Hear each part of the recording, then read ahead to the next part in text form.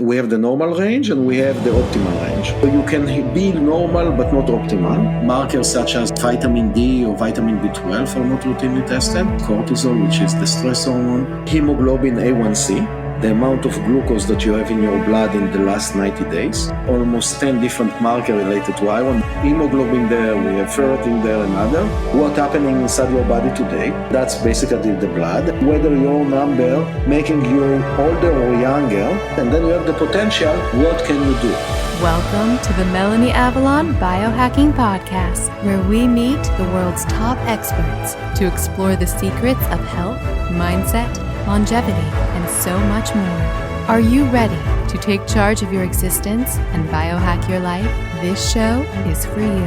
Please keep in mind, we're not dispensing medical advice and are not responsible for any outcomes you may experience from implementing the tactics lying herein. Are you ready? Let's do this. Welcome back to the Melanie Avalon Biohacking Podcast. Today's episode was inspired by one of my most popular episodes to date. That was with David Sinclair, all about aging and longevity. And David has been involved with some of the amazing resources provided by InsideTracker. InsideTracker speaks to my heart so much it is ridiculous. It's really the future of blood and genetic testing combined. In this episode, we dive deep into what blood tests actually mean, what biomarkers you should be looking for, genetic tests, and so much more. I was actually really excited because I love getting blood tests, and I've always had so many questions about them. So in this interview, I got to actually ask all the questions I've been dying to know. And one little thing I wanted to point out before the episode, so this will make more sense after you listen to the episode, but basically we talk about the primary InsideTracker features, which include ordering blood tests for you, interpreting them, analyzing them, but there's also the feature to upload your own data.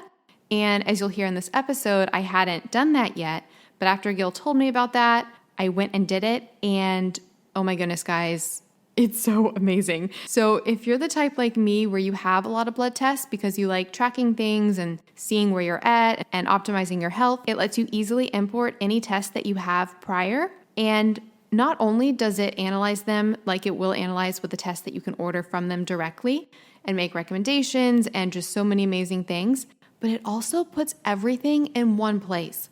Like, I have been needing this so bad. So basically it will put all of your blood tests all together and categorize them by test, by category. So you can finally see, for example, like say you've been tracking your liver enzymes, you can see them for all the tests that you put in over time, how they're changing all in one place. It's so nice. It'll do the same thing for iron, for things related to blood glucose, energy, inflammation. This portal, I'm so happy. It's like what I've been needing for so long. I just wanted to draw attention to that because I did do that after talking with Gil. So that's not their main service that they're offering, but it's an amazing service. At the very least, even if you don't get the actual tests from them, totally get that service to analyze your pre-existing blood tests and keep everything finally in one place. InsideTracker is officially going to be my blood test portal interpreter from here on out. So excited. And I do have a coupon for listeners, so if you use the coupon code MelanieAvalon, you can get 20% off anything at InsideTracker except for their new genetic tests, which we will talk about more in the episode as well. But definitely use that coupon. So grateful for that. The show notes for today's episode will be at melanieavalon.com/InsideTracker. And also, this is appropriate. So David Sinclair is one of the reasons that you likely are familiar with a little compound called resveratrol, which is a polyphenol found in wine that has an array of health benefits. But while you may want to drink your wine for resveratrol, most conventional wine is actually full of toxins, additives, colorizers, pesticides. It can have mold, it can be high in alcohol, high in sugar. So basically, not so good. That's why I am thrilled that there's a company called Dry Farm Wines. They go throughout Europe and find the wineries that are practicing organic practices, and then they test those wines, each and every single one, to make sure those wines are free of toxins, free of mold, low alcohol, low sugar, pesticide-free, and truly supportive of health. By the way, I got David Sinclair hooked on dry farm wines. I was telling him about the company and what they do, and he got really excited because he was saying that those organic dry farming practices would actually encourage xenohormesis in the plants, which basically means because the plants are stressed due to the dry farming and organic practice methods, i.e. they're not covered in pesticides, so they actually have to pull themselves together and fight off pests themselves, that can lead to compounds created in the grapes and the wine that actually can activate anti-aging pathways in your body. So if you really want to raise a glass to health with wine, you've got to go the dry farm wines route. And you can get a bottle for a penny. Yes, a penny. Just go to dryfarmwines.com/MelanieAvalon. By the way, Pinot Noir has been shown to be a varietal particularly high in polyphenols and longevity-boosting compounds. Just a little fun fact there. While we're talking about optimizing, if you'd really like to optimize your skincare and makeup, which is huge, it's one of the sneaky little places that toxins sneak into our system pretty much all the time, every day, especially us ladies, and we don't even realize it. I actually just posted a very epic, lengthy blog post about the science of it, and guys, the things I learned were shocking. For example, did you know that in Europe, they've banned over 1,500 chemicals and toxins in skincare, and in the US, they've banned less than 10. It's the FDA's responsibility to regulate skincare, but basically it comes down to they just don't have time. That was my takeaway. Super concerning. And then also, for example, if makeup or skincare says it has fragrance, that means the company can put whatever they want in it. It's the whole fragrance loophole of the 1960s because it's trade secret. They can put whatever they want and nobody can ask any questions. So, what to do? Thankfully, there's a company called Beauty Counter. They make amazing skincare and makeup that is tested to be free of toxins, free of heavy metals, and tested religiously to make sure it's safe for your skin. I can trust them. I don't have to worry about looking up every ingredient and referencing the EWG, which I do love the EWG. They really just take out the headache of looking for safe skincare, plus their makeup is awesome. So you can shop at beautycounter.com/MelanieAvalon. And if you use that link, something really special and magical will happen. I can't actually tell you what that is, but if you would like to know what it is, get on my healthy skincare email list. Just go to MelanieAvalon.com/cleanbeauty. There you can get on my email list where you will get all of the information, as well as special discounts, sales, giveaways I do, all the stuff. I am a Himalaya partnered show, and if you follow the Melanie Avalon Biohacking Podcast in the Himalaya app, you'll get early access to the podcast 24 hours in advance, so definitely check that out. Also, please join me in my Facebook community, that is Paleo OMAD Biohackers, Intermittent Fasting plus Real Foods plus Life. It's a great place for discussion about anything.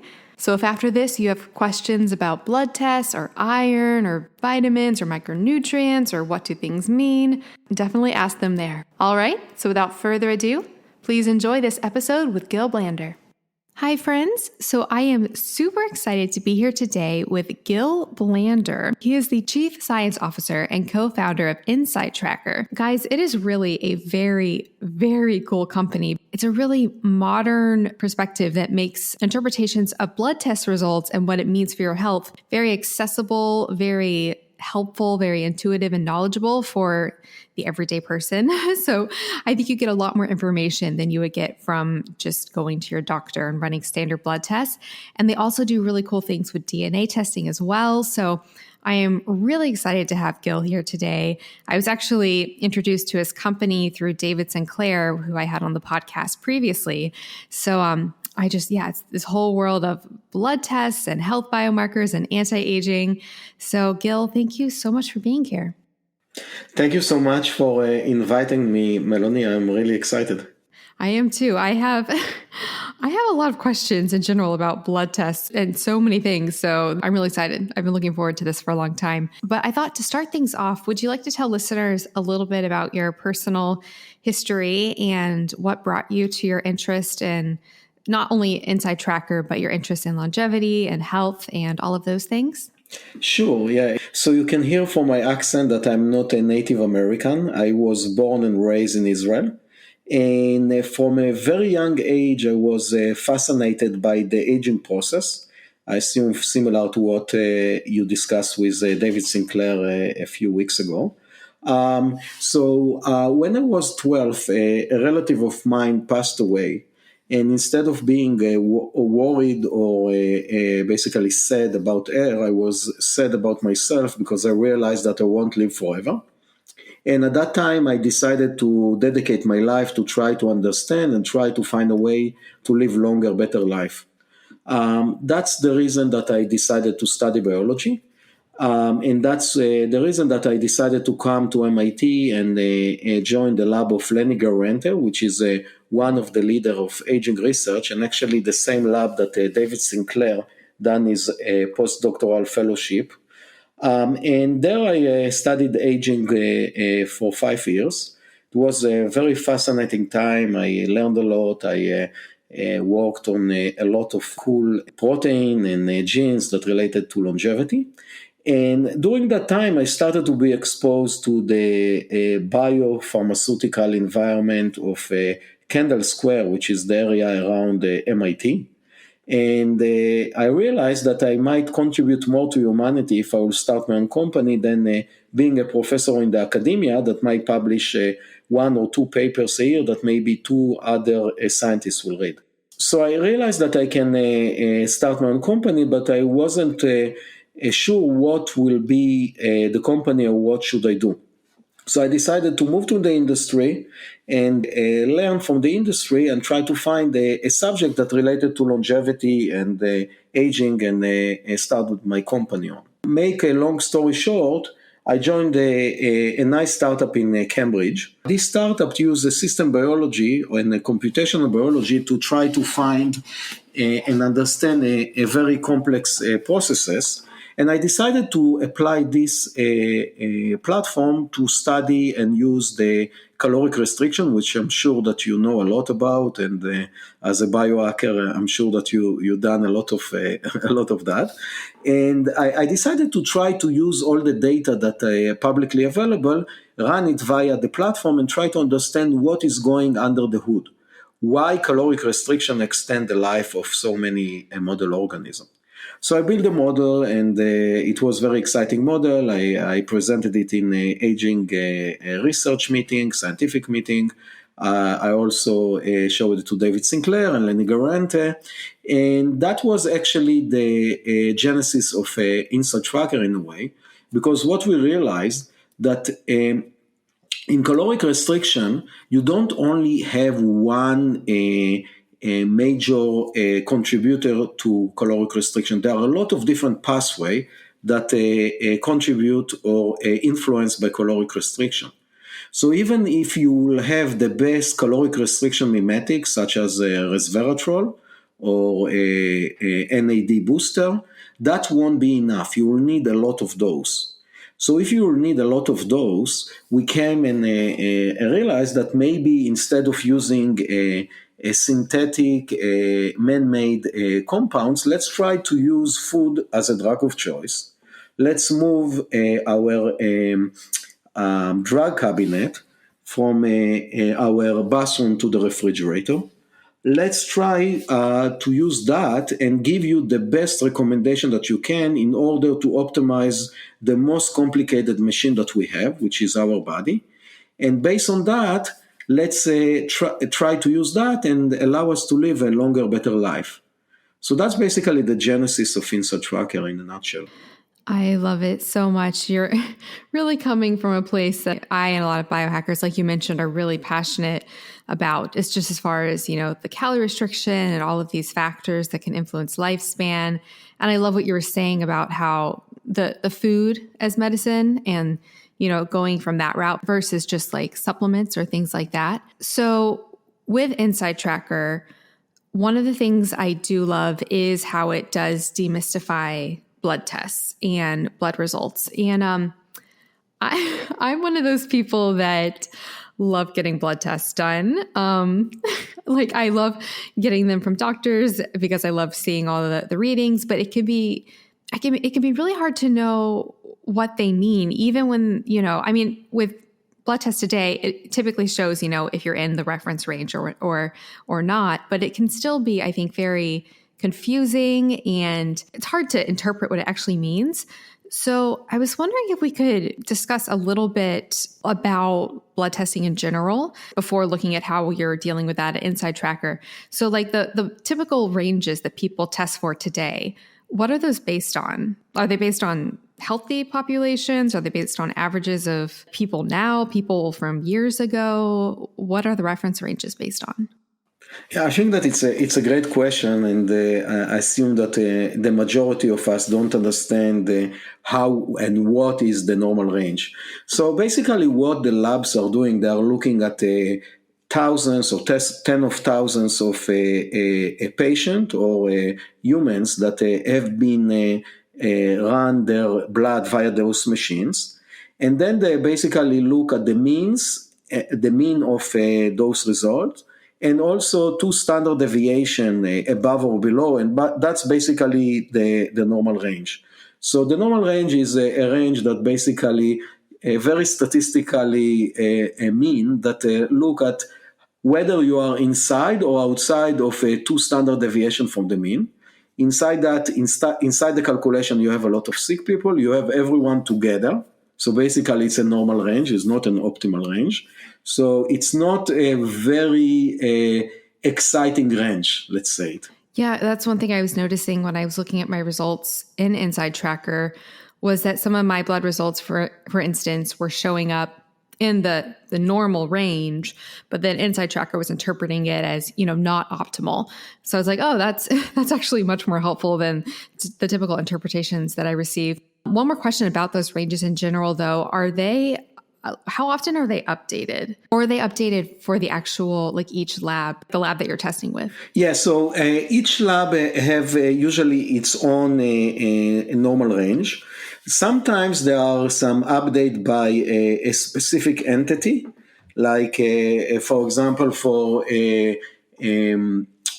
cholesterol, there have been some update recently based on the new research. So it's not what I said before is the general, but sometimes there is some a movement based on the association that related to a specific disease that adjusting a bit the range. But again, those range are for the whole population. They are not distinguish between young and old, athletic active, or a couch potato, someone that drink a lot of a monk. All of us get the same range, so it's a bit sad that we are still using those range in 2020 almost. One more last question about the ranges, just because I don't know who I'm going to ask this to in the future. Are the ranges now like vastly different than the ranges, 40 years ago because of how health has changed so much? Do you know? In the big picture, they are not, but some of them have been changed slightly. One example is vitamin D. Until a few years ago, normal range for vitamin D was about 20 units. And around 5 years ago, they decided to increase it to above 30. So there are some movement. But generally, it's still very similar to what happened 40 years ago. Okay, so that's interesting. So did they increase it? I'm guessing they didn't increase it because people were getting more vitamin D, right? Were they increasing it because they thought people needed more vitamin D? Yeah, they increased it because what happened is that when they looked at the population, they realized that actually the majority of the population need more vitamin D than 20 units that was the normal range. There have been a lot of studies and research that show that we need more than 20, so that's why they changed it. So it's based on the research. So blood test ranges covered. Okay. So when you were designing InsideTracker, how did you decide which blood tests to focus on and which biomarkers to test? There are different options that users can choose, but Gil, how did you decide at the company which biomarkers to focus on? Yeah, it's a very important question, and actually that was happening at the genesis of the company almost 11 years ago. And what we have done, so we came to the point, as I discussed before, that we realized that let's make food as a drug of choice, and let's recommend food based on what's happening inside the body. And then we said, okay, so what is the marker? What is the biomarker that we'll use in order to understand what's happening in the body and then tune up the body, very similar to what we are doing to the car. I'm sure that you know, every 5,000 miles or so, you take the car to the technician. The technician plug a computer into the car, and the computer telling the technician exactly what should he change. Should he change oil filter, oil, and so on and so forth. The technician do that, and then the car is good for another 5,000 miles. Then after 5,000 miles, you take it again to the technician, you plug the computer again, and you might need to change different part of the car in order to allow it to live longer. Research showed that since incorporation of this technique in the 80s, actually the lifespan of the car increased significantly. So we said, let's do the same for human. And the question was, how can we do that? Because today, you can't connect the computer to your brain and then know exactly what's happening in your body, not yet. So we said, let's use another marker or biomarker to do that, and we came with the blood, because blood is a liquid gold, it validates and calibrates everything, and it's so important. So I started to look at the catalog of the big diagnostic companies, such as Quest Diagnostic and Labcorp, and realized that there are thousands and thousands of blood biomarkers. And when you started to think about it, you will need a lot of blood to measure all of them, and also it will be very expensive. So we came with a few criteria to allow us to choose the most important blood biomarkers. So the first criteria was that we'll look at a biomarker of health and not a disease.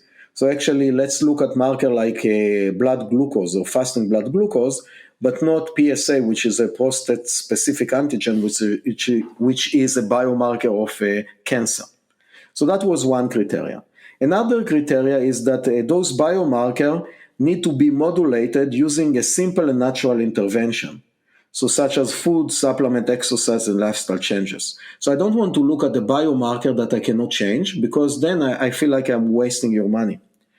And the last one are biomarkers that at least 1% of the population are outside of the normal range. So I don't want to look at a bizarre biomarker that only 1 in a million will be out of the normal range, because again, then I feel like I'm wasting the money.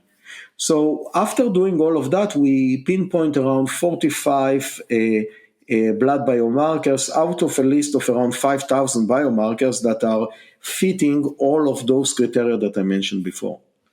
Awesome. And now I'm just super curious. So what would an example be of both a biomarker that is not easy to change and then a biomarker that barely anybody is out of range in? Yeah, so biomarkers that are not easy to change are all the thyroid-related biomarkers. Oh, okay. T3, T4. So a lot of our users are asking us to test them and asking, why aren't you using them? And we are saying, yeah, they are very important, and definitely, especially in women, they are regulating a lot of the metabolism. But it's very hard to modulate them without a drug. So that's an example of a biomarker that we are not testing because of that. There are some other biomarkers that are really not very common out of range for a lot of the population, such as heavy metals and other that it's literally 1 in 1,000, 1 in 10,000, so we decided not to test them. Okie dokie. Well, as listeners know, I actually failed on the heavy metal front of things. I was out of range for mercury, which was not fun. Just going off that really quickly. So if somebody did have knew that they had a thyroid issue, for example, could they work on that in conjunction with working with InsideTracker on these other factors, or would that be something they would want to work on first and then do the more of the stuff with InsideTracker? Or could they be doing all of it at the same time? They would just be working with a different doctor for thyroid. Yeah, so I think that's a very, very important question. And we are not a service that diagnoses or treats a disease. And we are a wellness solution. So if someone, as you said, have an issue with the thyroid hormones, we strongly suggest that he or she will work with it with their physician. their physician can clear them and tell them, hey, it's okay that you will in parallel work with InsideTracker, and then we don't have a problem with that. But we are very seriously looking at the wellness domain, and we are not trying to replace or work around the physician. So we are trying to stay in the wellness domain. Okay, gotcha. Another question about taking the blood test and the results before we go into maybe the details of the individual things that you're testing. But when a person does take their blood test, is it just a snapshot of that current moment? Like, how fast do things change in the blood based on your last meal, whether or not you exercise that day, whether or not you're stressed? Like, how fast do those things change? And for example, if somebody were to test their blood, all the same things in the morning and then in the afternoon and then in the evening, do you think it would look completely different from those three tests, or should it be pretty much sort of the same for that day?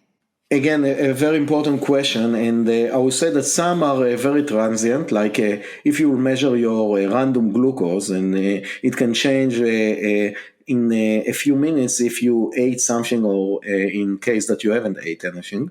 And that's why we are using a fasting glucose in order to give you a better benchmark. So we are asking all of our users to do the test after overnight fast.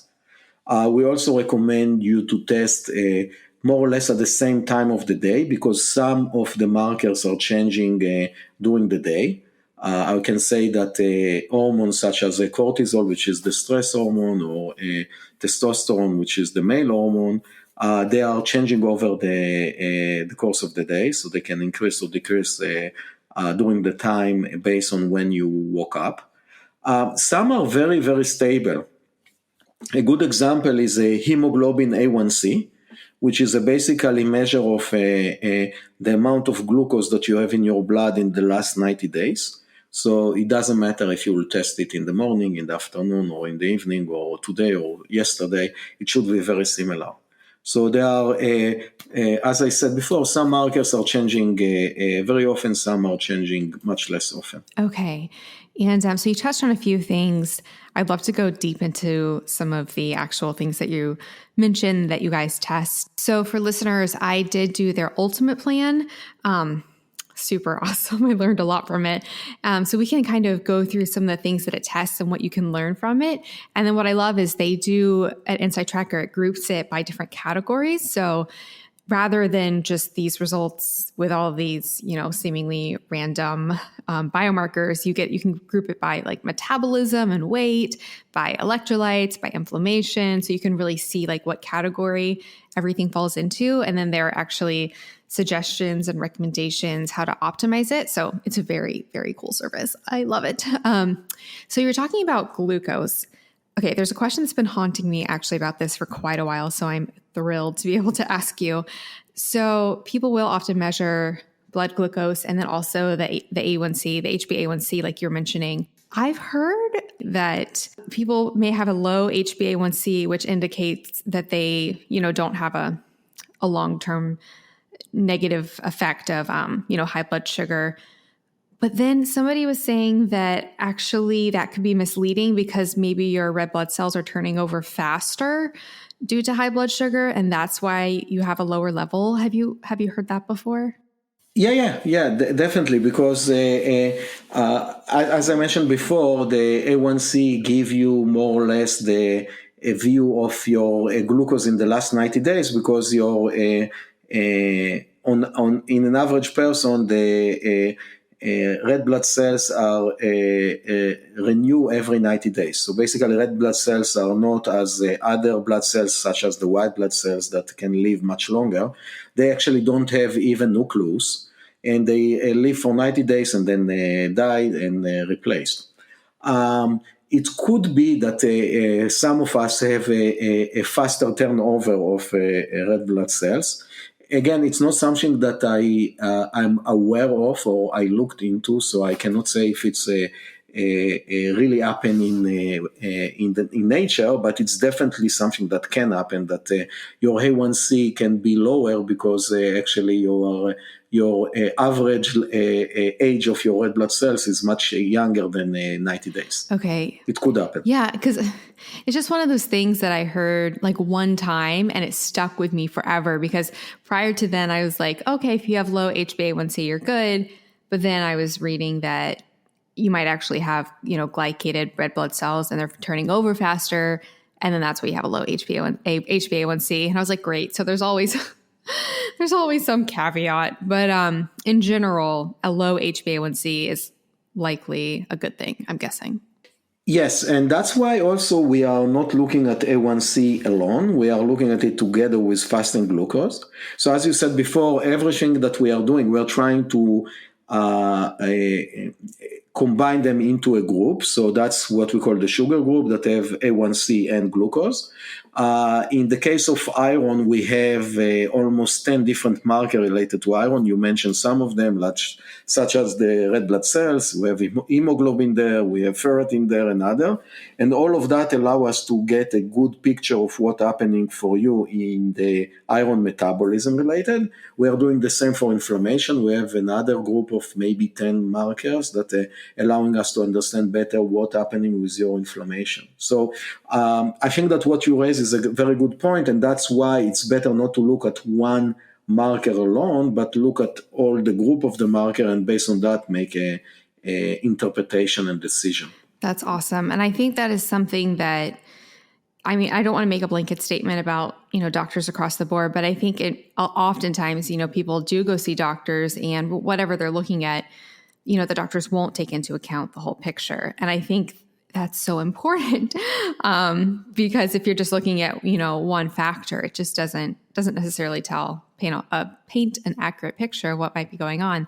So I love that whole picture perspective. Like cholesterol and fats in the blood and things like that, because I know that's a very hot and heated and debated topic, at least as far as how it relates to diet. What are your thoughts on all the studying that you've done as far as longevity goes and everything, as far as HDL, LDL, cholesterol markers, triglycerides? What do you see in the blood tests as far as how that relates to health and longevity? And also, have you seen any general correlations between diet and these markers? Because there's so many debates about, fat in the diet and how it affects these things. Yeah, so like everything in biology, it's more complex than what it looks like. So there is the genetic effect. So some of us are predisposed to high cholesterol. Actually, I'm a good example of that. I have a predisposition of high glucose, but the majority of us don't have that. What would you consider to be high blood glucose? Not just the reference range, but like your personal perspective? Okay. So what we do at InsideTracker, and I think that we haven't discussed it yet, is what we call we have the normal range and we have the optimal range. And so you can be normal but not optimal. For example, for glucose, we calculate the optimal range for each person based on his or her age and gender. And what we are doing it based on papers that show that basically there is a correlation between the level of your glucose when you are relatively young and your longevity. And that was done based on a Framingham heart study. Basically, Framingham is a small town next to Boston that the NIH decided to take all the population of that town and start measuring a lot of markers and following this population for decades. And one of the study looked at the correlation between the level of glucose in a young age and basically mortality. What they found that there is a strong correlation between lower level relatively of glucose and the longevity of those persons. So based on that, we came with a range for each person based on his age and his gender. So that's the optimal range. Now for the normal range, for glucose, you have two different levels. You have the 100 to 125, which considered to be pre-diabetic. And then you have above 125, which is considered to be diabetic.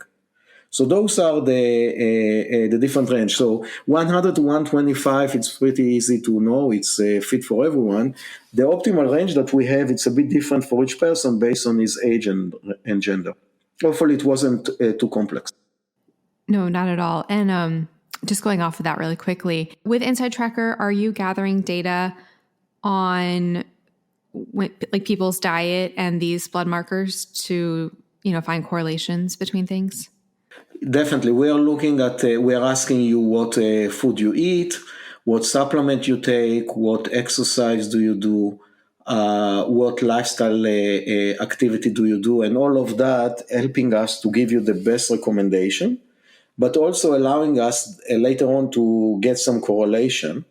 And what we are building right now is what I call predictive analytics. So as you know, you and me love to do blood tests. We are excited about that. We are a biohacker, but not everyone like to do that. So the idea of predictive analytics is basically using a machine learning and looking at a big population that we already have, and based on that, try to find what defined a population that have, in this example, high glucose. So we, based on all the questions that we're asking, we can find that, let's say that gender is important for a level of glucose, and BMI is important for glucose, and let's say that the amount of fiber that you consume is important for glucose. Then we can ask someone that we don't know if they have high glucose or not, a few questions, and based on that we can come and tell him, hey, based on the question that you answered, there is a 70% chance that you have high glucose. We are not sure, but there is a 70% chance that you have it. You have now two options. You can go left and get tested, and then you will confirm whether you have high glucose or not. Or option two, you will take the 70% chance and based on that intervene, and hopefully that will decrease the glucose that might be high or might not be high. So that's something that we call predictive analytics that we are planning to integrate into our product soon. And that will allow basically everyone that want to use the value of InsideTracker without the pain of the vein prick. But again, the value will be a bit lower because we are not sure. It's just a machine learning tool. Speaking more to that, have you seen trends with blood glucose with specifically lower carb or higher carb diets? Just because I know a lot of people, especially with like ketogenic diets, a lot of people experience obviously lower blood sugar levels when they are ketogenic, but a lot of people report having higher blood sugar levels on lower carb diets, due to gluconeogenesis and cortisol. Have you seen any trends there? Yeah, so I think that it's a bit more complex than that. Generally, we see that a population that on a keto diet have a lower glucose, but some people are not behaving like that. I can give you another anecdote. There was a publication at New York Times, I don't know, a year or two ago, about long distance runners that have higher glucose. And we tested it in our database, and actually we have a lot of marathon runners and a lot of runners, and we haven't seen that. So I think that I really believe in personalization. So it's you can look at population and come and say, on average, this population have higher that or lower that. But at the end of the day, what is important is what's happening in your body and for you. And for that, you need either to test or to live in speculation, because it's we are so complex machine that include the genetics and the physiology and the environment and the blood, and it's very hard to come and say everyone that on keto have low glucose or everyone on a high carb diet have a higher glucose. It's very hard to do that. And I'd love to look a little bit more at some of these other markers that you test as well, just because I'm so fascinated by all of it. So something like calcium, for example, or vitamin B12, even though you place these in different categories, or folate even.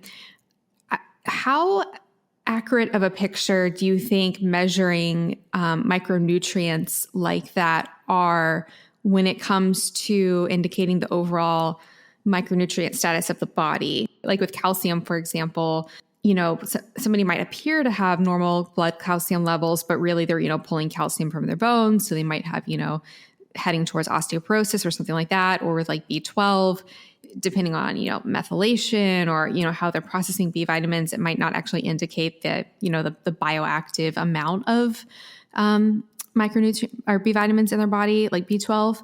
So what are your thoughts on micronutrients and what they do tell about the overall picture of the body? In general, is it a pretty good gauge, or how often do you think it might be a little bit mistelling? Yeah, so I think that it's a very good question. Some of them are giving a very good picture, such as a B12 and D. Some of them are not giving a very good question. And you mentioned before calcium. And calcium is highly regulated in the blood. And it's very hard to see a change because, as you said before, some of it go to the bones, and the bones can, the calcium from the bone can go out or into the bloodstream in order to maintain the level in the bloodstream. But you might have a very low level in your bones. Another good example is magnesium. And that's why we are testing both RBC magnesium, basically red blood cells magnesium, and the blood magnesium, because the blood magnesium is, again, very regulated, while the red blood cells magnesium is much less regulated, and you can see easily or easier whether you have a deficiency in magnesium in your body based on the red blood cells magnesium. Oh, wow, that is fascinating. I don't know that I've ever had my red blood cell magnesium tested before. And I've had a lot of testing. I think that if you done it with us, you should have been. I did with you. Before you guys. Okay. Yeah. Yes. It's definitely not something that is routinely tested. Also, a lot of other markers are not routinely tested by physician. I can give you an example. Even markers such as vitamin D or vitamin B12 are not routinely tested. Not to mention markers such as cortisol, which is the stress hormone. Also ferritin, which is a very important marker for iron metabolism.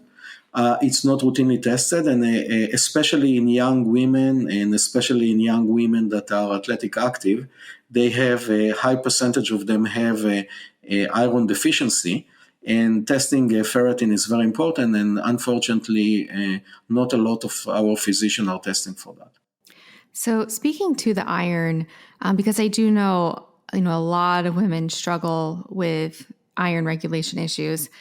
I do personally. I've been struggling with anemia issues despite having a very iron-heavy diet, so trying to get to the root of that.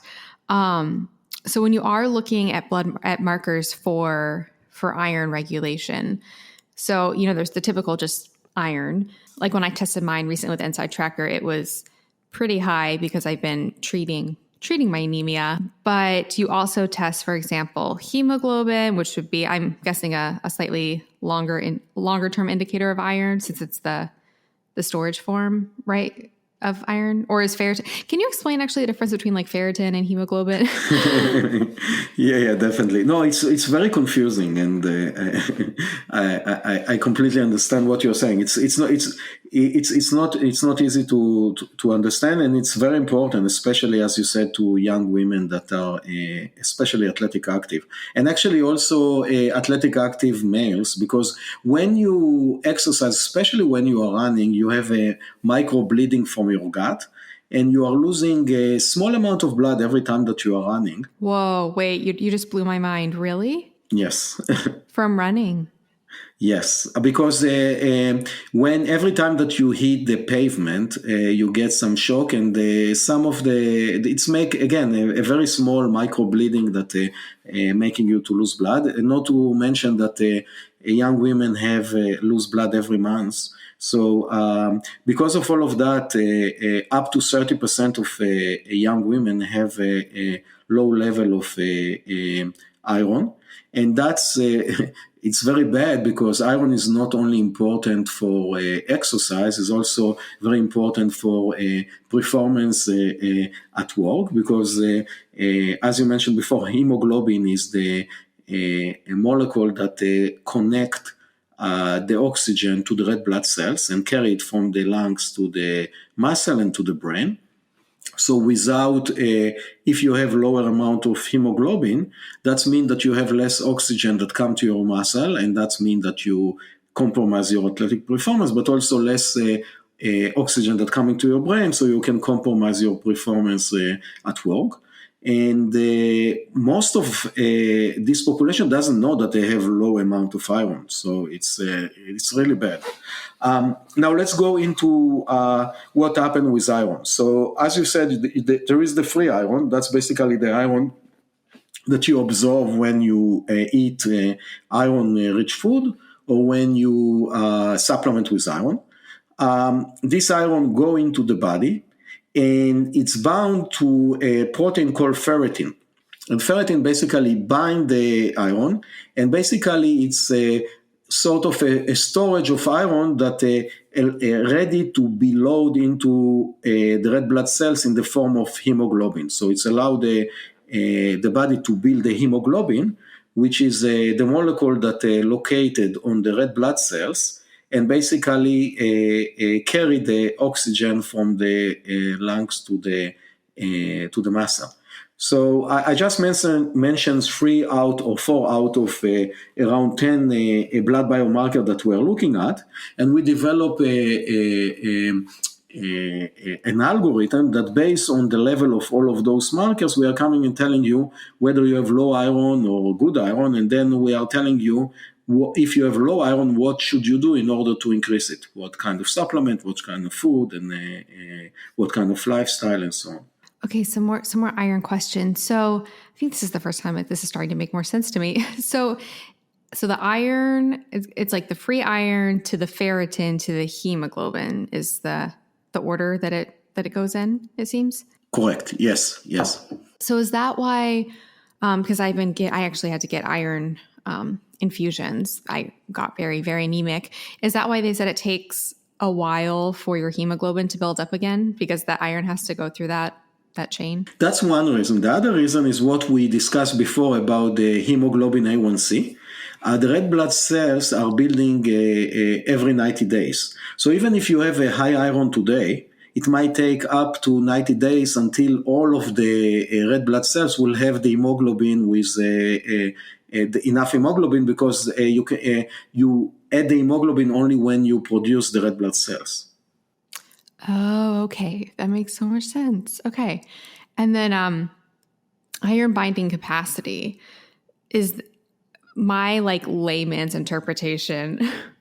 I'm probably completely off with this, but it seemed that it was the marker that is the blood cells asking for iron. Is that kind of sort of what it is? Because I know when people are anemic, so oftentimes it'll go high. So a total iron binding capacity, we call it TIBC. It's basically measure the maximum amount of iron your blood can carry, and basically it's another marker that allow you to understand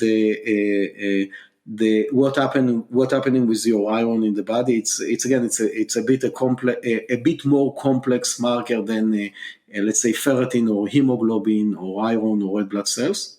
But it's also something that we are using in order to give you a better understanding of your iron. Okay. So because I've been tracking my iron a lot recently. And I've noticed ever since, because everything was very low, severely low. And ever since building it back up again, my iron is dropping now, but my iron binding capacity is going up. So I'm just trying to figure out what's going on there. And of course, working with a doctor on it. But it's just really nice to be able to, take, and I think something that, users of InsideTracker will find so helpful is the ability to look at these markers themselves and then get the recommendations and, interpretations as far as you can give them without, diagnosing disease or anything like that. It's very, very helpful and very freeing. And it's coming from a trusted source, which I think is so important. So you get the interpretation from a third party source that's not the doctor's system. So I think it can add a lot of clarity for a lot of people. One other category you do test is inflammation markers. And do those vary a lot with, I'm guessing they do since you chose to include them. The reason I'm asking if they vary a lot is because mine are always normal. They're like the one category that have always been normal. So I'm like, do they get out of range? But so they do. What type of issues lead to them being out of range? So the first one is being sick. And I can give you an example. I got tested a week ago. And I caught a cold at that time, but I said, hey, okay, let's test. It will be cool to see what happening in my body, what my biomarker are saying about my sickness. And indeed, a marker called hsCRP, which is high sensitivity C-reactive protein, which should be pretty low. It should be below 1 unit, jumped to 6 units, and that was literally less than 10 days ago. So I tested for that marker in the last maybe 6 or 7 years, and it's never have been higher than 1.2, and suddenly jumped to 6. Okay, so I could see that indeed I'm sick. I think about it. If you want to go to if you are a student to your school, or if you are someone that works in an office, to your manager and say, hey, I'm sick because my hsCRP is high. So it's unbiased. Nobody can tell you that it's, so that's one thing. I could see that my white blood cells was higher than ever before. And then you have what we are looking at, the other are a particle of the red blood cells. So some of them, like lymphocyte, are more like marker that showing whether you have a virus infection. Some other are more whether you have a other kind of infection. Now, other reason that it can go up is over-exercise. So a lot of the time we see that people that exercise a lot have a higher level of those markers. Sometimes in stress, you can have a high level of inflammation. And it's very interesting to see that in the past, there is a questionnaire that run every year for in the US population. And in the last 20 years or so, it was always weight loss was the most important, let's say, pain point of the US population. In the last few years, it's changed significantly to stress. So everyone is trying to fight stress. And I think that it's because the current society that we are hooked to our iPhone and iPad and iBook and all of that, and we are online all the time, and we are seeing that our friend having a cooler life than us, and it's making us stressful. And so stress also increased those markers, and that's why we are looking at it, and it's so important because there are so many things that can increase inflammation, and it's very important to look at it. Okay, I do have one more follow-up question about this that I've actually been dying to ask somebody. So this is an exciting moment for me. With CRP specifically, because I know, so I have personally, ever since like I said, I mentioned at the beginning that I tested really high for heavy metals. Ever since that, and like iron issues and just some factors and a lot of stress, I've been feeling intuitively very, quote, and this is so vague, but very, quote, inflamed. And I would always say, I just feel like very inflamed, like my body is reacting to everything. I know a lot of people experience, especially like autoimmune conditions, or even people will say like limbic system imbalances, where they just feel like they're reacting to everything. So then I was always shocked because whenever I test my CRP, which is, the quote official marker of inflammation, it's always been very low. And I'm like, oh, okay. So CRP, does it relate more to inflammation, like you said, in regards to like viruses and actual infections? Or what you mentioned, stress as well. I guess I'm very interested by the connection of CRP to inflammation and what affects it, just because intuitively I felt off and like not uninflamed, but my CRP is always low. That's kind of a convoluted question, but I guess how accurate of a marker is CRP for? So CRP is a very good marker of general inflammation. There are some other markers. Up to 30% of young women have a low level of iron, interleukin 6 and other. But what is nice about CRP, and the reason that we chose to look at HSCRP is because it's not changing, not going up and down every second or every minute, but it's can stay up to a few days. It's a marker that it's much easier to measure when you are not testing your blood every second or every hour or every minute. So that's the reason why we chose HSCRP. It's also a good marker for let's say gut health, and I know that again that's another buzzword that a lot of people like to talk about, that they have a problem with digestion and all of that. So I can give you an example. People that have Crohn's disease usually have a very high HSCRP level. So I think that it's a very good marker for general inflammation. That is so fascinating. This just really makes me rethink things, because it's so interesting about, our perceptions of what we are, and then, testing these actual biomarkers and what they say and what that might indicate, which actually brings me to a major question I wanted to ask you. This is more philosophical in nature, but what are your thoughts on people knowing their blood test results and then how they react to them? So, for example, say somebody feels great, feels happy about everything, and then they realize a biomarker is off and they fixate on that. So then they're like worried about it, compared to, somebody who, like, for example, with me, I was worried about my CRP, but it's actually always been low.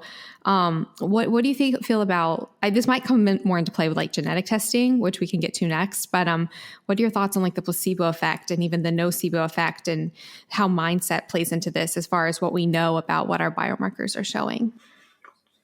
Yeah, so I think that knowledge is a power.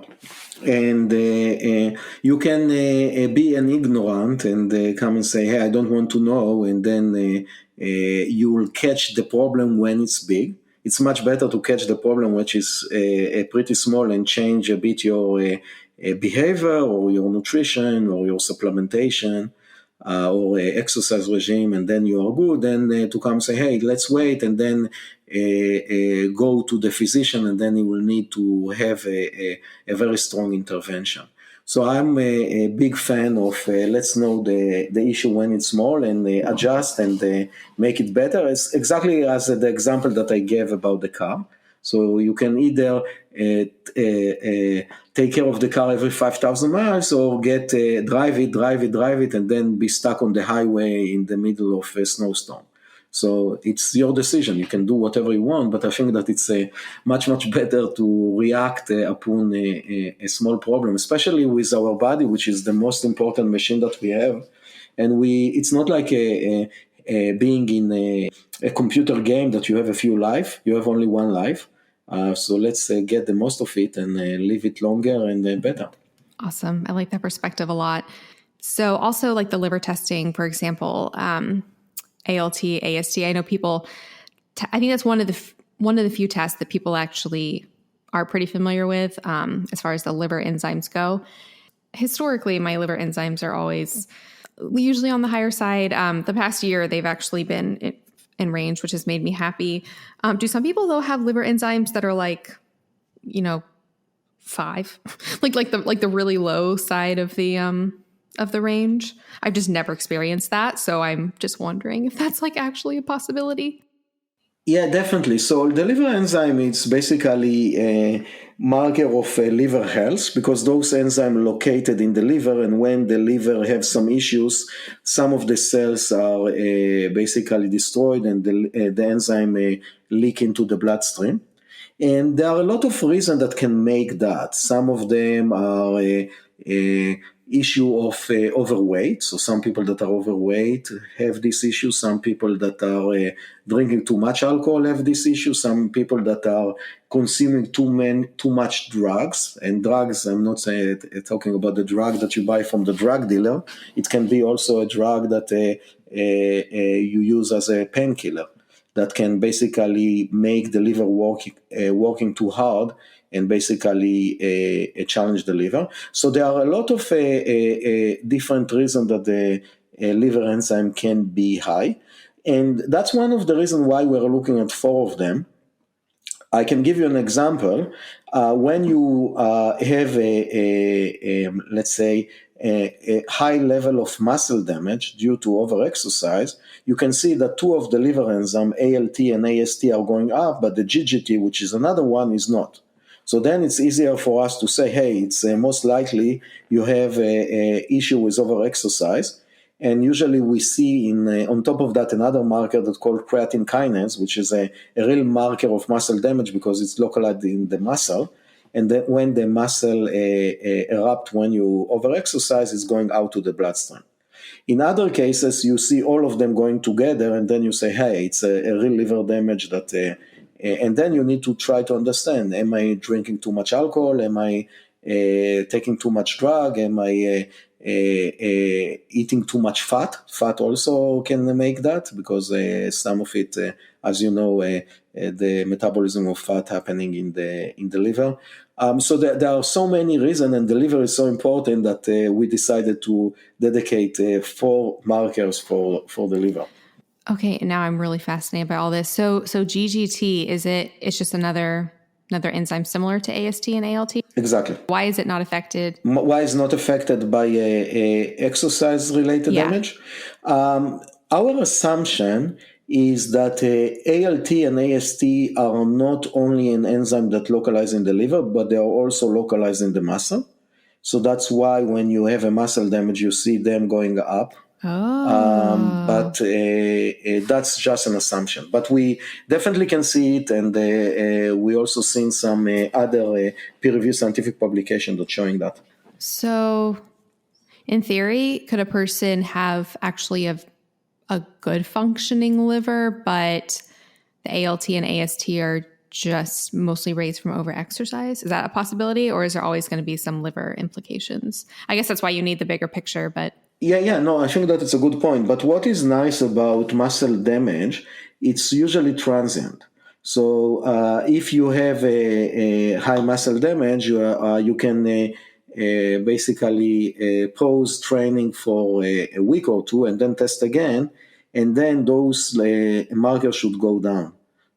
So if that's due to a muscle damage, it's pretty easy to challenge it and see whether it is or not. Okay, and then what does the albumin indicate about the liver? Albumin is actually the most abundant protein in the bloodstream, and it's also a liver-related protein. What is interesting also about albumin, I don't want to go too nerdy, but albumin is also a carrier of testosterone. So testosterone is carried by a protein called SHBG, or sex hormone binding globulin, which have a high affinity for testosterone. But also albumin is another carrier of testosterone, but which much lower affinity to it. Okay, yeah. So now I'm looking at that. So because you list the testosterone and the sex hormone binding globulin under the strength and endurance category. So this is so fascinating, listeners. You're going to have to get this service. There's so much to learn. Like I'm looking at my strength and endurance category. And for example, my testosterone and my sex hormone binding globulin were optimized, but my cortisol was high and my creatine kinase was in reference per the range, but noted as not optimized by the interpretation. And if we want to dive a bit deeper to that. So testosterone is an hormone that is also important for women, and it's actually called anabolic hormone. Basically, it's building muscle. So when testosterone is in the right level, it's allow you to build muscle, while cortisol, which is the stress hormone, it's actually breaking muscle. And I really like to give the analogy of us in, 50,000 years ago, running in the woods and a bear running after us. At that time, the cortisol is going high, and then that's allow us to climb on the tree and run away from the bear. But what it is doing, it's because of that, it's in order to allow us to do that, it's stopping everything and allowing the body to start breaking a protein in order to use it for energy. And that's why it's a catabolic hormone that allow us to break muscle or break protein. So that's why when you have high cortisol, it's very hard for you to build muscle. That's very interesting. So what might be indicated, like for me, when I have high cortisol above the optimal range of creatine kinase, but then normal testosterone and sex hormone binding globulin? So it could be that first, because your creatine kinase is high, and again, I haven't looked at your account, so I cannot say, but if I will ask you about the liver enzymes. So do you have AST and ALT high or not? I was so bummed. They were higher than they've been like even a week prior, but they were both, the ALT was in the reference range, but it was, it was yellow in InsideTracker. So, about, not optimal. And then the AST was slightly out of range, and it was red in InsideTracker. And you had a lot of athletic activity in the recent week? No, I don't do a concentrated, I just do like functional movement. So, like lifting, like I don't go to a gym and lift weights or anything. I just move around a lot and lift things during the day, but I don't do gym weights. Yeah. So yeah, and another thing that can significantly increase cortisol is the quality of rest or sleep. So it could be that you can improve the cortisol based on better resting or better sleep. And actually, we are now in the process of adding a activity tracker or physiological marker, and we are looking at REM sleep and deep sleep and awake time, and all of that help us to understand even better the user. So we're not only looking at blood and DNA, but also adding some physiological marker and giving the user recommendation what should he do based on the data of the physiological marker in order to improve his sleep or improve his resting heart rate, which is also very important. Hopefully very soon you will have this service as well. Hi friends, I hope you're enjoying this conversation with Gil Blander. So today's episode is sponsored appropriately enough by BiOptimizers, another company that is dedicated to optimizing your health and performance, specifically through GI health. You guys know I love BiOptimizers. They make an array of potent, powerful, and effective supplements to truly tackle all of your gut health issues. I've had the founders, Wade Lightheart and Matt Gallant, on the podcast, so I'll put links to that in the show notes. What I love about them is they follow completely different dietary approaches, but they work together so well because they know that there's not one diet for everyone. You can find the diet that works for you.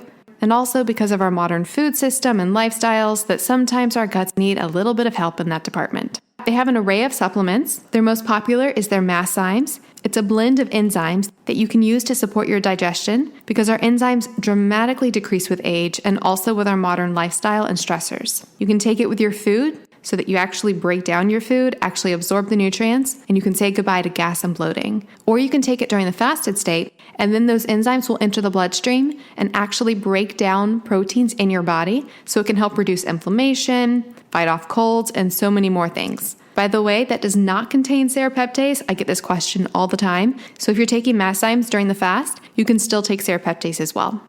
BiOptimizers also makes the superstar probiotic P3OM.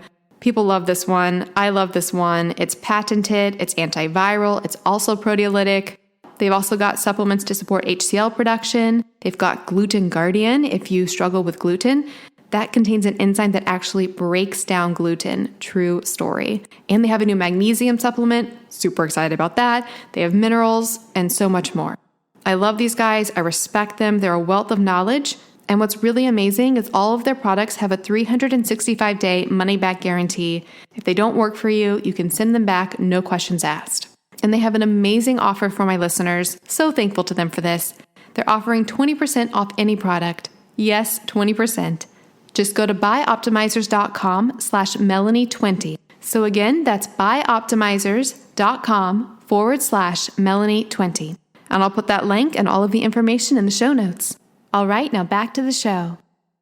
Do you ever see differences in the different labs? Because I know you guys work with Quest Diagnostics, for example.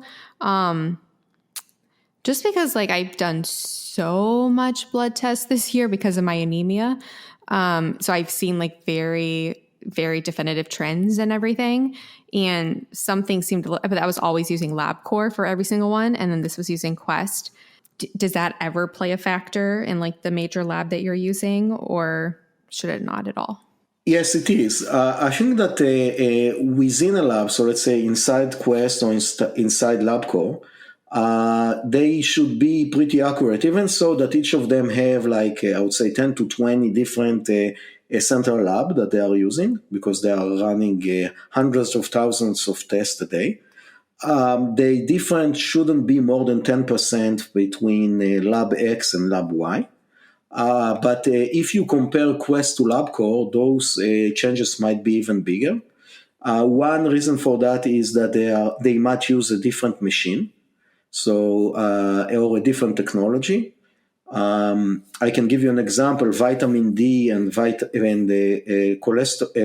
testosterone can be measured by ELISA, which is more like immunoassay, or they can measure by mass spectrometry. And those two different kind of measurement can change significantly the result. Some other reason is a different machine. One of them is from brand A and one of them is from brand B. So I always recommend user, if you started with one lab, try to continue to use that lab, because there are some difference. Again, it shouldn't be a 50% difference, but definitely it can be 10 to 20% difference between one lab to each other, even if you go tested at the same day. Okay, that's really interesting. Because what I was thinking was in all my tests, some of the red blood cell markers have always been a little bit off, every single time. And I probably tested, I don't even know how many times, like I said, because of the anemia. But on this one, they were all coming up in range. So I found that really, really interesting. Iron stuff is all wonky. What is, just before, and we will move on to the genetic testing, but what is TS? Is that iron saturation? TS is it's iron saturation or transferrin saturation. Yeah, it's basically show how saturated the iron in your blood, and basically saturation mean that how much or how many molecule of oxygen it carry or can carry. Okay, gotcha.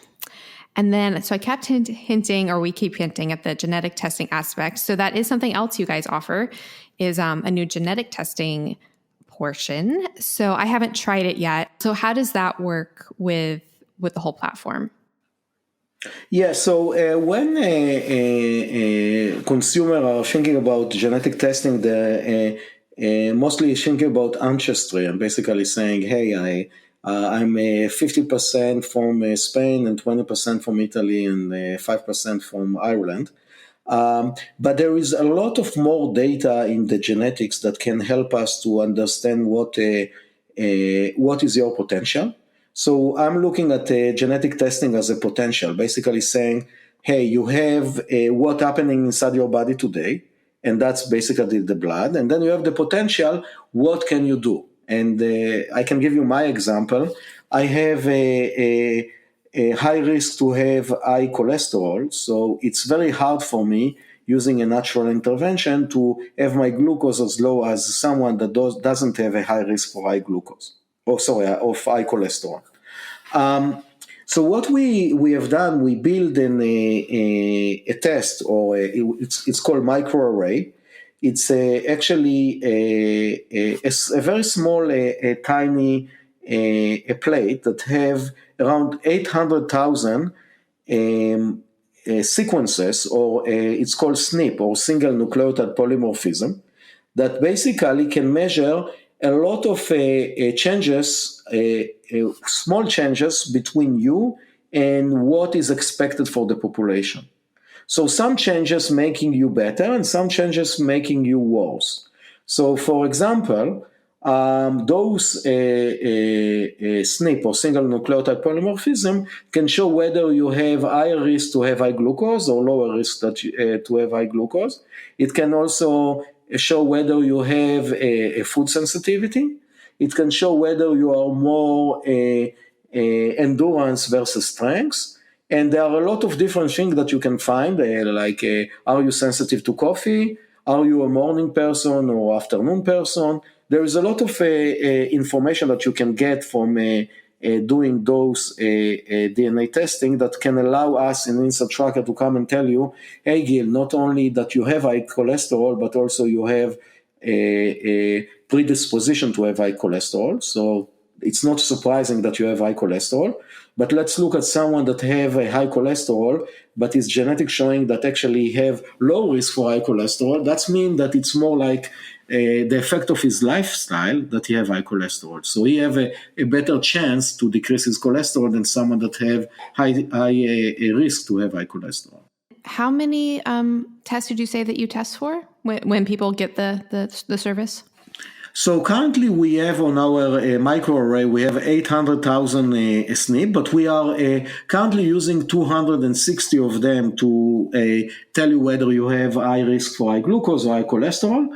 We are adding now 1,000 more that will give us around 65 different view into your life, and I can give you a few examples if you're interested. It's really exciting, and our scientists are looking into that, like what is your potential for lean body mass, what is are you a chronotype, are you a morning person or an evening person, about sleep efficiency, sleep duration, and a lot of the markers that I discussed before, whether you have high risk or low risk to have a high glucose, high cholesterol, high inflammation, and so on. Okay, I love that so much. Dying to try that out. So although that is something I think, because earlier I was asking about, the placebo versus the nocebo effect, and I do wonder how much that comes into play with the genetics, because I know they've done studies where they'll tell people, I don't know the specifics, but like in exercise, for example, they'll tell them that they're more likely to, I think one of them was like they're more likely to burn more calories or be more energetic. Or, I don't know, that the exercise would be better for them. And they found that the people, even though people all had the same genetic results, the people who thought they had better genes like actually performed better. So it does make me wonder about that. Or like the warrior versus the warrior gene. So it's like the people who have the warrior tendency, as in worrying, like overanalyzing, overstressing, maybe they would benefit from not knowing some of their genetic tendencies. I don't know. That's a whole nother aspect. But I do agree that information is power. But I do wonder how much the placebo effect or mindset does come into play. Yeah, but I think that in this case the placebo effect might be good.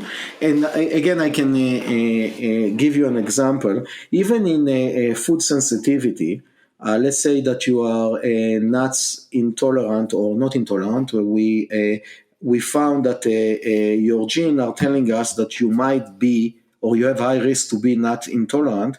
That only means that instead of having 1% chance to be nut sensitive, you are 6%. So basically, yeah, it's 6 times more, but it's still only 6 out of 100 that have this genetics are really cannot eat nuts. Okay, so it's good to know, but it's again good to understand that the genetic is not the whole story. There are a lot of other that include the environment and what happening inside your body. So what I'm trying to say, looking at the genetic alone is not good enough. You need to combine the genetic with the blood and the physiological marker, and look at your body in a holistic way, instead of kind of saying, hey, my genetics said that I'm nut intolerant, and now I shouldn't eat nuts. Again, that's not always true. So I'm so glad you brought that up, because that actually really drives home why it would be so important, I think, to combine blood tests with the genetic testing, which, I mean, seems to be pretty groundbreaking. I don't know of any other companies that are doing this at the moment. Are you guys the forefront in that? Yeah, and it's actually our vision from day one. We are trying to give a solution, a turnkey solution that looking at as much data as we can, and then give you the best interpretation and then the best recommendation. So there are a lot of companies that looking at genetics. There are a few that looking at blood. There are a lot that looking at activity tracker. There are a lot now that looking at microbiome. In our view, microbiome is not ready yet, but we are starting to look into that, and we'll add that as well. And then if you have all that information going as an input, and based on that, there is a smart algorithm that looking at all of that, and based on science, of course, and giving you the best interpretation that's saying, hey, you have this issue, and then giving you a few recommendations. That's the future of personalized wellness or personalized performance.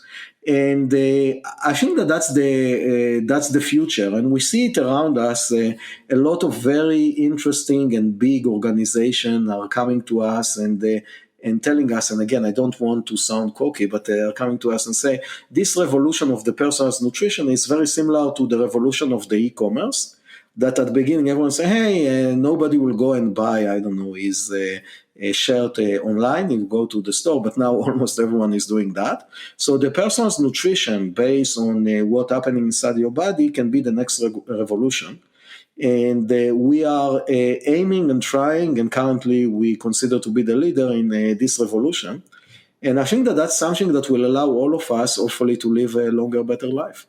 That is amazing and so perfect, because like I said, I have wondered so much about A, how to properly interpret blood tests, B, the problems of knowing your genetic tendencies, but then what does that actually mean on a realistic level? So combining that all together, and then I just got really excited when you mentioned the gut microbiome aspect in the future. Listeners know this is great. I am loving all of this. Okay, a few more quick questions. You did mention the food sensitivities. Do you is that going to look at? So that's genetic. So that's not going to be like IgG type things, right? That's going to be more. Is that a tendency? Yeah. So the food sensitivity based on blood, I actually wrote a blog about it like 2 years ago, because we have those questions again and again, and everyone asking us, why aren't you testing for food sensitivity? And we feel like looking at the IgG and IgA is giving you some information, but it's not very accurate. And there is a big difference between food allergy, meaning that you really, when you eat a specific food, you're really in a risk of becoming sick or even die. Then the food allergy, that a lot of it might be the placebo effect, as you said before, and those tests are not always inclusive. So we felt that we won't give a good value for the user to test of those tests. Very similar to testing for the thyroid hormones. That we can test it, but then what is the value that will give you? So we decided not to include it in our service. So I'm not saying that it's bad to do that. Nothing is bad but I'm not sure that it will give you a lot of value. Okay. And so, but you did mention it for the genetic side of things. So there are genetic tendencies towards food intolerances? Yes. So there are several SNPs or single nucleotide polymorphism or score that we are already using and looking at for a sensitivity, gluten intolerance, nut intolerance, and so on. Again, I want to caution everyone that even if you have that means that you have a higher risk, but it's increased your risk from something like 1% to 5%. So it doesn't, even the genetic doesn't say that you are 100% have the sensitivity, just saying that you have a higher chance to have this sensitivity. Okay. Yeah, I think, for example, one example that people are actually pretty familiar with now, where I think it got a little bit overemphasized, was something like MTHFR, where people, thought that if they have MTHFR, they're like, that's just like this terrible situation. But in reality, I believe most people have some form of, like, not most, but more rather than less, have some form of MTHFR, one of the SNPs. Yeah. I feel like these, few genetic ones get highlighted and painted to be like the whole picture of our entire genome and epigenome, which is arguably more important, not more important, but, just as influential in the genome. And I just think it's so important to have a more comprehensive intellectual and view and interpretation of everything, which it sounds like you guys can provide. So that's awesome. Yes, correct. All right. So people use InsideTracker. It does provide, recommendations for dietary and lifestyle changes. How fast can a person, after adopting these changes, how fast would they likely see change? Is it recommended that they retest to see how things are going in the future? How does that work? Yeah, I think that it's a very good question. So some markers can be changed pretty fast. For example, if you have low vitamin B12 or low vitamin D, and you supplement with that, within a few weeks you can see a nice effect. While when your glucose is high, that's there is no an easy solution there. You need to work hard, change your nutrition, change your diet, change your lifestyle. So that might take longer. So what we do is when you work on a specific condition or domain, we are recommending you usually 4 to 6 different interventions. And based on the intervention that you choose, based on the time span that the study that our recommendation is supported by, we calculate what is the length of time that you need to follow this intervention in order to see result.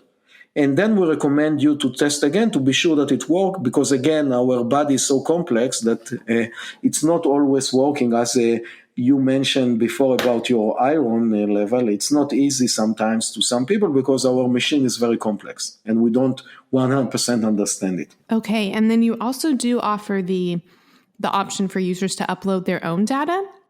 Yes, correct. How does that work with the system? Yes, so we strongly believe that the more the merrier. So sounds like you have a lot of data. By any means, upload all of it. We have a solution that we built that called OCR, that basically you upload the PDF file and we have a software that extract the marker and the numbers and upload it into our server, and then it will allow us to understand you better, because when you have one blood test, you have 1 point. When you have 2 blood tests or 2 set of blood tests, you have 2 points. When you have more than 2, you started to see the trend. So we really like to see the trend. It's important for us, but it's also important for you to see whether, for example, the example that I gave you before about my inflammation, I never seen my hsCRP so high because I never been tested when I was sick. So now when I have, 25 or 30 time point of data, it's cool for me to start playing with that and say, hey, what happened when I'm sick? What happened when I'm after fasting? What happened when I'm, I haven't slept for 4 days? So I think that the more data that you have, you start to understand your body better, you see the trend, and suddenly you can see, hey, even so that my marker is still in the normal or optimal zone, it started to creep into the higher, and I should be careful about it. Okay, I'm going to be uploading so much data. Oh, this is exciting. It's like Christmas all over again. And then you do have the inner age feature. Would you like to tell listeners briefly about that feature? Yeah, definitely. So the inner edge is actually something that I done together with David Sinclair and Lenny Guarente. It's something that we developed in 2015 and worked on it for a couple of years. And the idea was to give our user a reading of some estimation of what is their biological age based on 5 key blood biomarkers and a few physiological markers that are related to longevity. And I think that Melanie will already discussed a few of them during our discussion. So definitely glucose is a very important marker for longevity. We discuss HSCRP deeply. We discuss ALT, which is a liver enzyme. And we have there a couple of more markers, vitamin D and testosterone for males, and DHEAS, which is a precursor of a female hormone. All of them, we looked at them, and then we see whether your number making you older or younger. And then we combine all the data together and coming with a number that called inner age, and we compare it to your chronological age.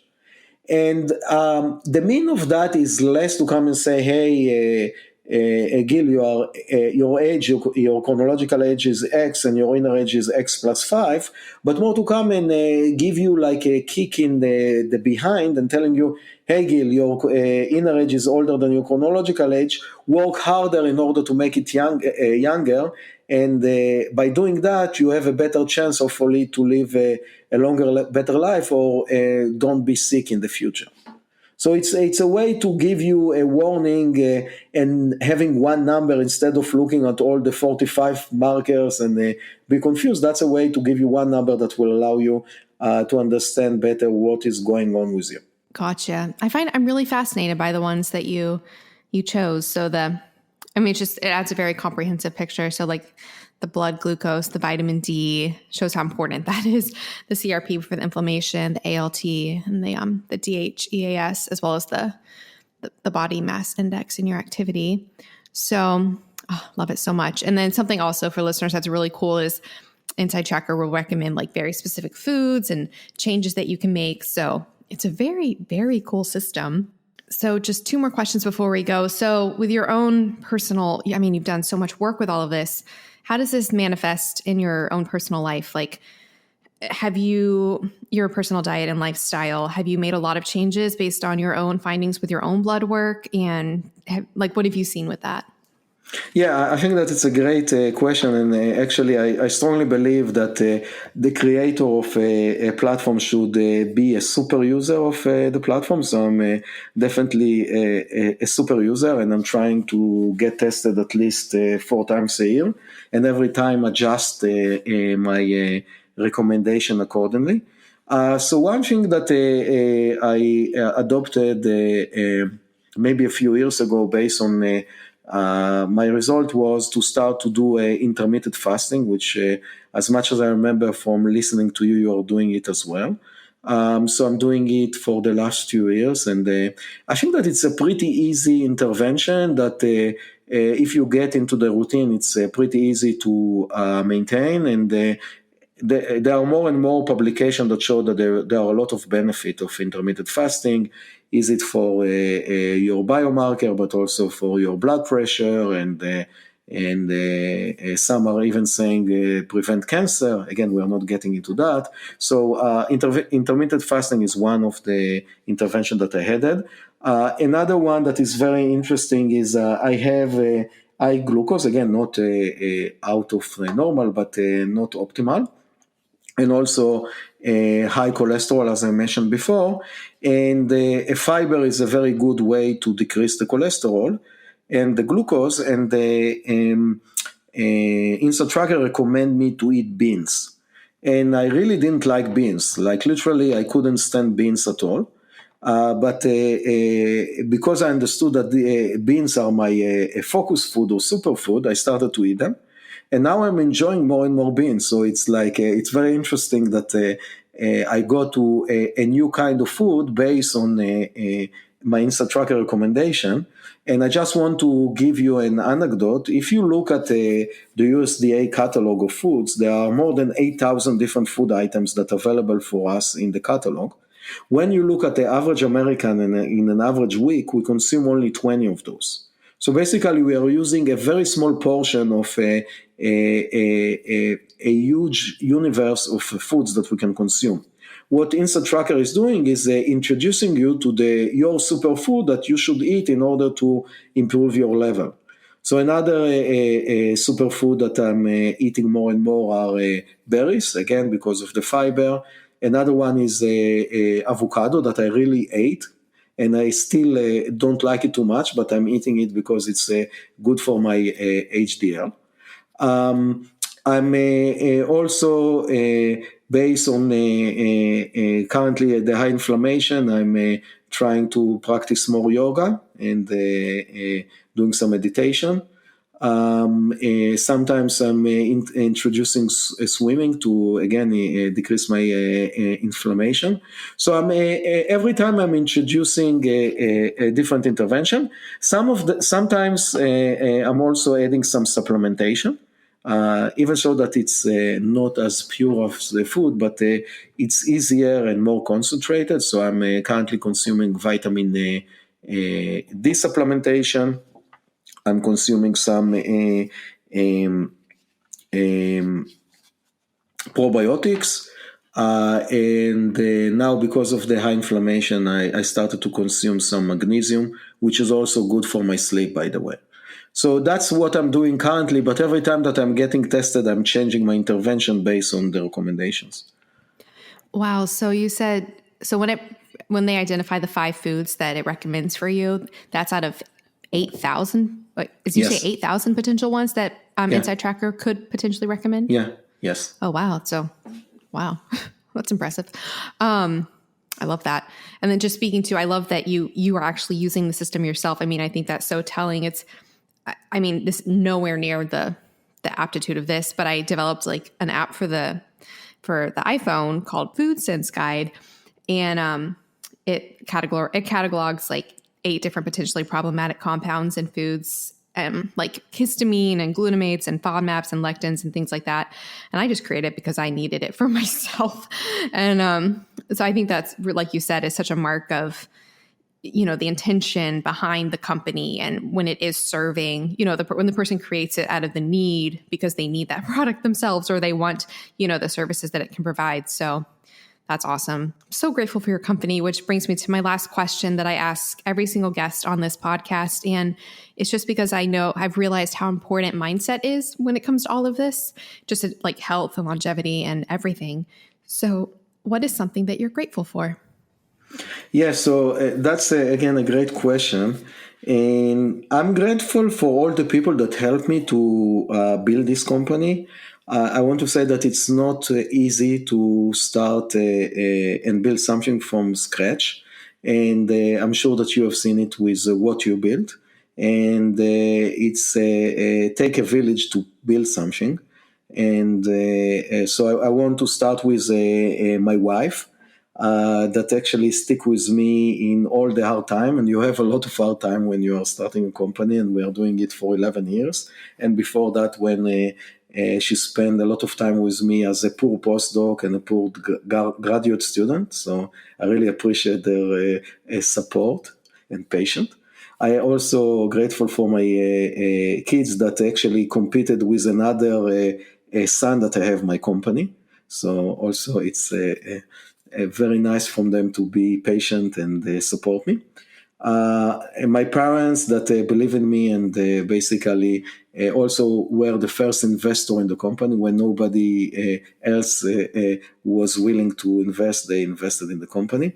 Definitely my team. We have now a pretty big team. We have more than 50 team members in InsideTracker. So I'm really grateful for them and the amazing job that they are doing. And definitely the investor and advisors, and I want to say that we have a great scientific advisor such as David Sinclair, Lenny Garrett. They are the key and maybe one of the best in the aging research, but also we have a key scientist in the nutrition domain and the exercise physiology, such as Roger Fielding and Jeff Bloomberg from Tufts University and many more. So I think that they are helping us all the time to shape and make the company better and serve better our customers. Well, that is absolutely, that's a fantastic team right there. Ever since I interviewed David Sinclair on this podcast and got connected to you guys, I was just like, wow, this is amazing. So I'm so grateful for what you're doing. I think it really is the future of where we should be headed with the biohacking world, the blood test, the genetics, and then how that all relates to longevity and really, providing clarity and putting, responsibility and power in the individual's hands. So I cannot thank you enough for what you're doing, and super grateful that you guys are also offering our audience a amazing discount. So if you use the code MelanieAvalon at InsideTracker.com, you can get 20% off of any service, excluding the new DNA service, but anything else 20% off. So that is that's amazing. So thank you so much for that. And again, for listeners, the show notes for today's episode, where I'll put links to everything as well, will be at MelanieAvalon.com/InsideTracker. So thank you so much, Gil. This conversation, I learned so much, so many things I've been dying to understand. And I was already obsessed with, the company and what you're doing, but now I'm even more obsessed. I'm gonna go add in all my other blood results. I want to try that DNA testing. So yeah, you've got me hooked. So thank you so much. Thank you. It was a lot of fun. Awesome. Well, hopefully I will talk to you again in the future, and I wish you the best. Thank you. Bye. Bye. Thank you so much for listening to the Melanie Avalon Biohacking Podcast. For more information, you can check out my book, What When Wine? Lose weight and feel great with paleo-style meals, intermittent fasting, and wine, as well as my blog, MelanieAvalon.com. Feel free to contact me at podcast@MelanieAvalon.com. And always remember, you got this.